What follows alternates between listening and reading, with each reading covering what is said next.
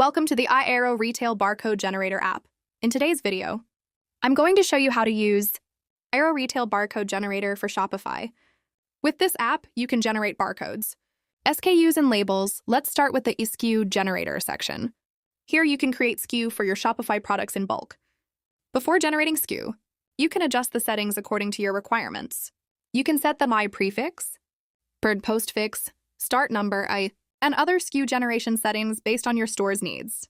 You can select individual products, or you can select all products at once. Now click on the Mod Generate When button.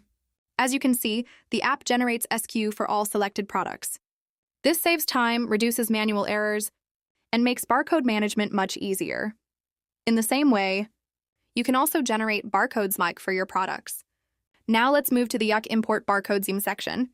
This section is useful if you already have barcode data available in a CSV file. But before importing, make sure your CSV file includes a Shopify variant ID and the iBarcode column. Next, let's open the Print Labels ARC section. Here, you can print barcode labels for your Shopify products. You can print labels on iLabel rolls, or you can print on balance sheet formats, like our or like letter size byte. You can also adjust the label size according to your requirements. You can also adjust other print settings such as spacing, margins, barcode size, and label layout. Once your settings are ready, select the products for which you want to print labels. You can select multiple products or all products.